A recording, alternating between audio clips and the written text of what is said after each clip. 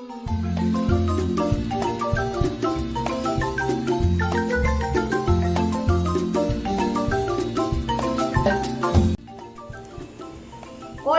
bienvenidos a este espacio educativo de Historia de Honduras.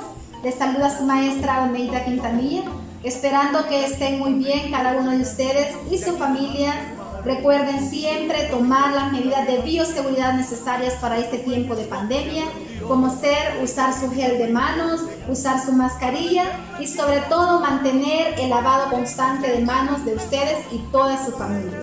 En este espacio de Historia de Honduras vamos a ver un tema muy importante, un tema muy bonito, el cual es el enclave bananero. Es un tema que abarca, ¿verdad?, toda la historia de nuestro país y que marcó un precedente en la historia de nuestra tierra y de nuestra gente, ¿verdad? Y como objetivo principal en esta clase nosotros vamos a abarcar, ¿verdad?, y es mi objetivo, que ustedes puedan explicar la relación entre la penetración del capital extranjero y la situación política del país en la primera etapa de este siglo, ¿verdad?, que fue cuando terminó y empezó lo que es el enclave bananero en nuestro país.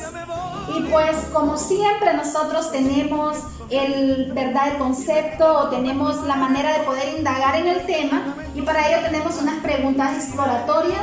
En primer lugar tenemos ¿qué es un enclave? Pues podemos decir, ¿verdad?, que un enclave es aquel territorio o aquel material humano que existe dentro de un país, pero que tiene, ¿verdad?, características diferentes a ese lugar.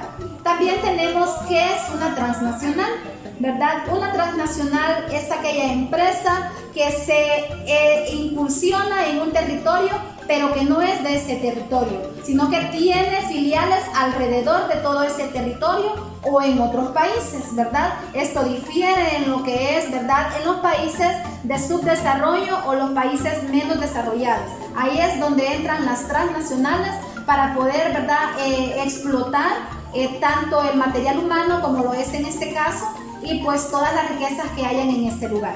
Para empezar, nosotros vamos, ¿verdad?, a dar el concepto y vamos a desarrollar el tema ¿qué es el enclave bananero?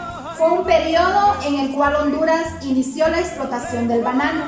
Empresas extranjeras como ser la United Fruit Company y la Standard Fruit Company iniciaron el negocio del banano en Honduras.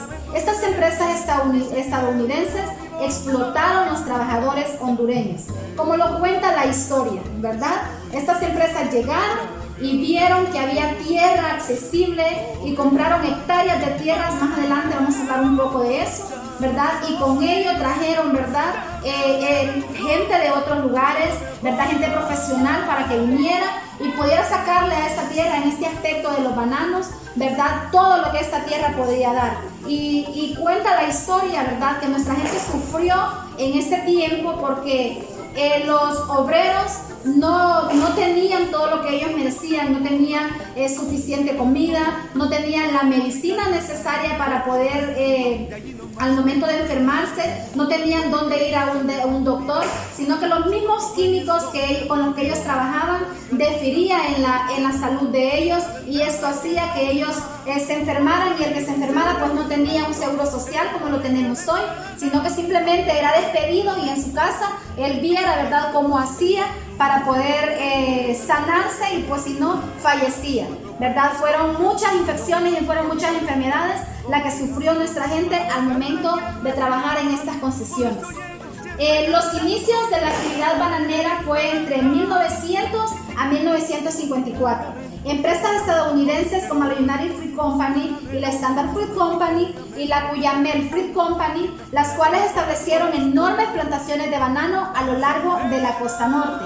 Estas compañías hicieron rápidamente del banano el principal producto de exportación del país, a cambio de grandes concesiones por parte de los conservadores. Dentro de nuestro país habían partidos conservadores que fueron los que hicieron el trato, ¿verdad?, con estas compañías, con estas tres compañías, a cambio de la construcción de ferrocarriles, y era exagerada la cantidad de tierra que se les daba a cambio, ¿verdad?, de ciertos tramos de ferrocarril. De esta forma, el capital extranjero, la vida en las plantaciones de banano y los conservadores fueron fueron factores determinantes en la política de Honduras desde 1928 hasta mediados del siglo XX.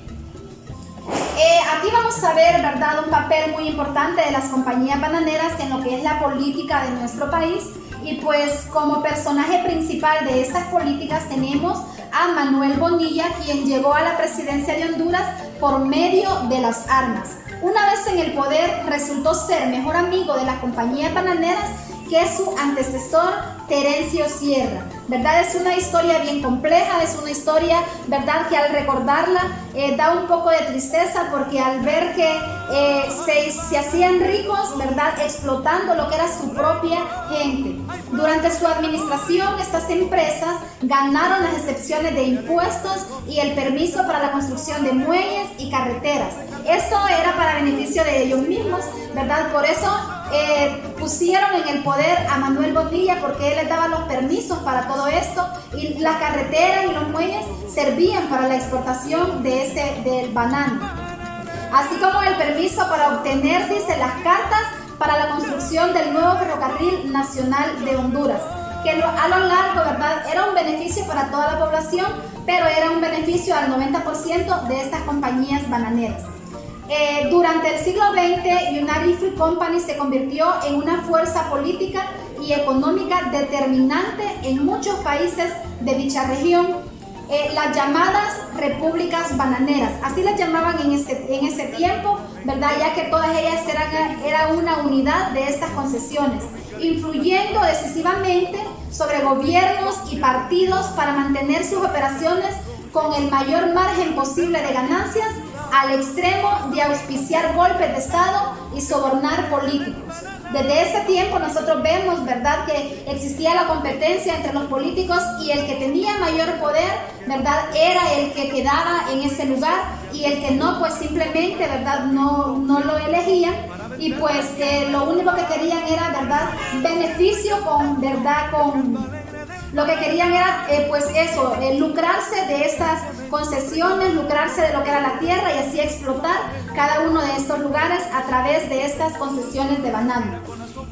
Como también otro personaje que menciona la historia en este acontecimiento es Samuel Semuray. Era un ejecutivo de la United Fruit Company. Luego de hacer su fortuna, compró en 1910 nada más y nada menos que 5,000 acres de tierra, 20 kilómetros a lo largo del río Cuyamel en Honduras, y su principal visión era fundar una compañía para la exportación del banano, la cual organizó en 1911 con el nombre de Cuyamel Fruit Company. Personajes que supieron sacarle todo, ¿verdad?, el 100% de la productividad a esta tierra. United Fruit Company, la Startup Fruit Company y la Cuyamel Fruit Company, las cuales establecieron enormes plantaciones de banano a lo largo de la costa norte. Estas compañías hicieron rápidamente del banano el principal producto de exportación del país, a cambio de grandes concesiones por parte de los conservadores. Vemos nosotros, ¿verdad?, en las siguientes imágenes, ¿verdad?, la imagen de Samuel Semuray. Vemos el inicio del enclave bananero, y también vemos la huelga que se llevó a cabo en ese tiempo, ¿verdad?, que fue por eso cuando los trabajadores supieron que ellos tenían derechos y empezaron a pelearlos, empezaron, ¿verdad?, a hacer las huelgas a cambio de que se les devolviera a ellos, de que se les diera los salarios justos, de que se les diera, ¿verdad?, salud, y que se les diera el horario de trabajo correspondiente a cada una de las jornadas. Fue un tiempo de mucha desilusión, fue un tiempo de mucha contradicción entre los mismos pobladores, donde los que tenían una jerarquía se valían de la necesidad de los pequeños para poder hacerse más ricos, para poder enriquecer, ¿verdad?, sus fortunas. Bueno, jóvenes, como evaluación de este tema, ahorita, ¿verdad?, ustedes van a realizar un comentario sobre el tema y van a realizar en sus cuadernos un ensayo sobre el tema que yo les acabo de exponer. Y como compromiso de esta clase les va a quedar elaborar un resumen sobre la situación política del país entre 1950 y 1980. Y este resumen me lo van a enviar al correo que les aparece, ¿verdad?, en sus documentos, ¿verdad? Ustedes ya lo conocen, ¿verdad? Y pues me lo mandan a más tardar el día de mañana. Esto fue todo por hoy, esperando que estén muy bien y nos vemos en la próxima clase. Hasta pronto.